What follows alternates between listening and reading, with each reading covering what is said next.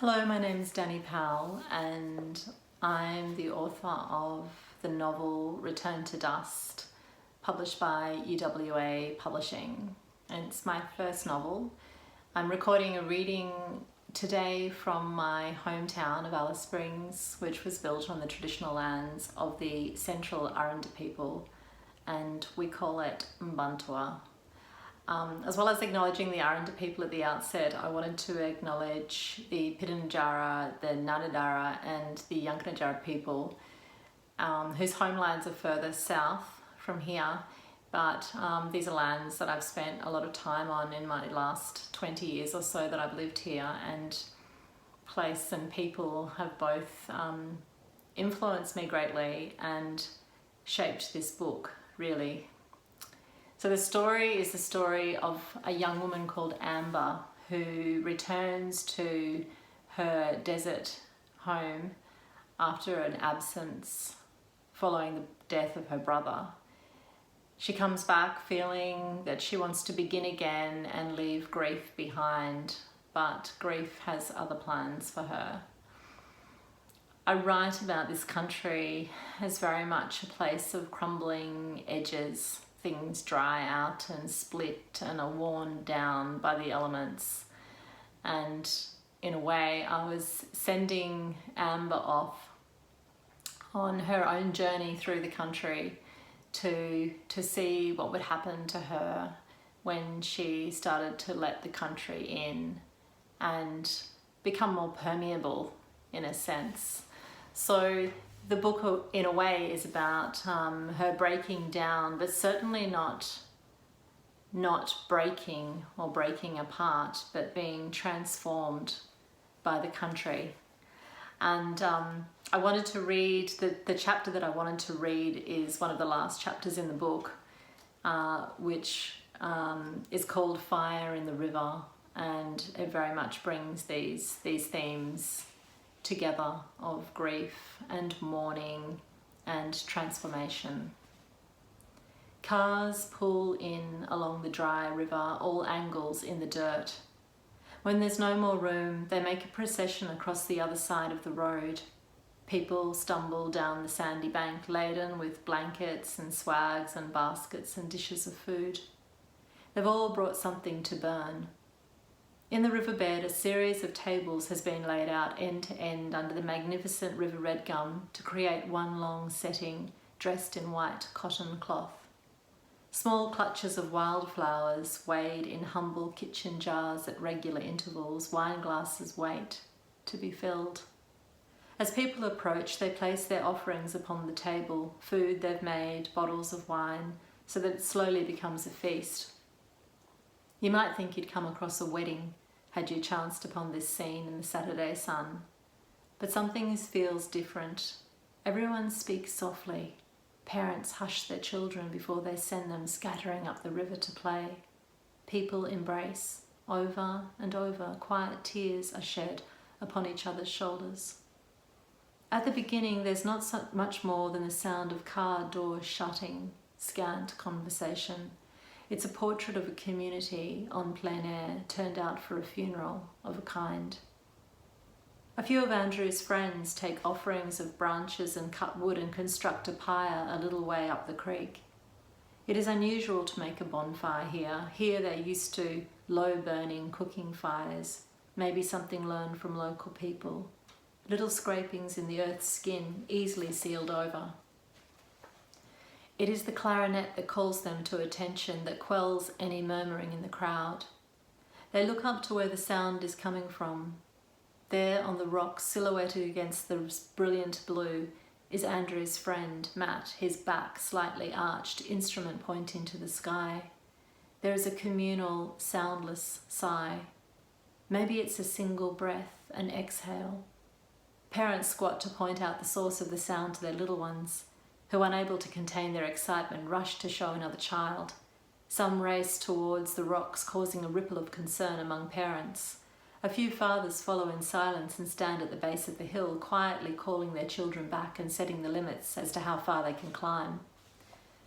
The music squeezes the sorrow out of everyone. Tears return, tears for the loss and tears for the beauty, for the breath of the musician belting out the hallelujah from the hill. Will grief ever be done, thinks Amber. But she's thinking something else as well. How futile all our efforts to dodge it or outrun it or even to move on from it, as if life was something else, something apart. Some people put an arm around the person next to them as if to fortify them. Some sit on the pink sand. As it comes to an end, Amber walks down to the river just a little way to light the pyre. The fire is fast to catch with the load of dry mulga and gum, and soon the community of mourners turn as one, slowly making their way to the burning flames. She watches the crowd come towards her like a choreography, like limbs of the same body moving as one. Or is it the river itself coming down? For when the crowd reaches the pyre, it breaks into tributaries that spill either side and surround the fire like a moat. The fire burns at the centre, magnificent. At first a pyramid of restless flames squabbling for height, they reach for the apex where the long branches vertically laid lean in and touch. One by one the branches begin to burn until the whole pyre is aflame, a spectacle of dance and brilliant light. It might be a mythical creature licking and spitting and spiralling towards the sky, now thick with wood smoke. A shapeshifter, at once dead and alive. It's difficult to tell whether its dance is one of ecstasy or pain. Either one is abandonment, a form of madness that meets their grief, unflattened by words, untamed. The mourners remain still all around, but the creature heaves and lurches, unshackled, as if trying to swallow its own body or fighting life itself. Everyone stands, looking inwards, transfixed by the blaze. At once a unique assembly born of this particular death, at once a community around a fire, an age-old tableau as old as fire itself.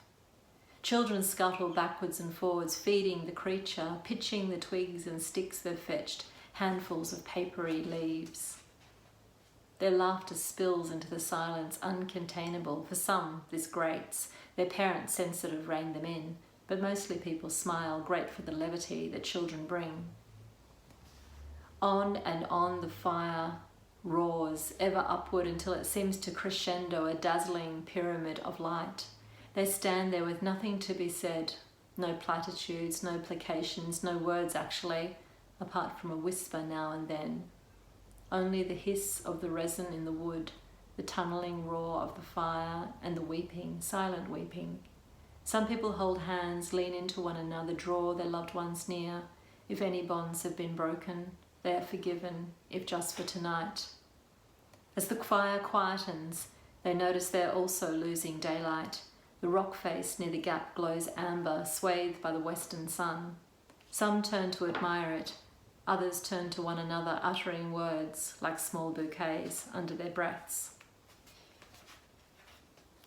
They watch the creature calm down, both relieved and regretful at its passing. Soon the children begin to tug at their parents, hungry. One by one, people peel away from the fire and seat themselves on either side of the funeral feast. Night ebbs gently in around them. It might be a wedding feast with the food and the speeches to come. One by one, people stand and tell the story lit in their minds when they think of Andrew, an anecdote, a memory that threads together a lasting narrative of him and of themselves. But no matter how funny the tale, the teller nearly always cries. Amber wishes she could have done this for her brother. When it's time to leave, they go by torchlight to the timber table on the other side of the red gum, now resplendent with red, silvery lamplight. A fairy tale tree, with treasure beneath. For here have been stacked a cairn of Andrew's belongings, paintings, sculptures, books, souvenirs from his travels, a portrait of him, grave goods spared from the grave. They each choose something to slip into their pocket or hold in their hand, something to keep of him. When no one else is there, Amber wanders over to the table and kneels in the sand before it. She knows what she wants.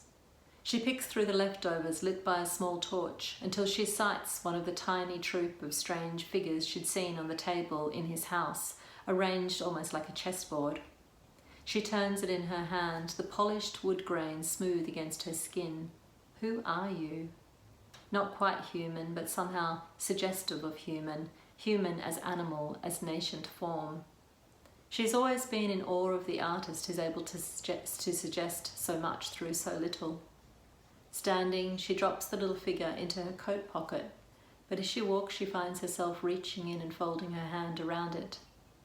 It feels like a pod, an oversized seed, funny little thing. It makes her smile already. A few friends stay by the fire into the night, adding branches for warmth. When they're ready to depart, they pack the remains of the ceremony and clamber up the riverbank to the waiting cars. Amber is last to leave.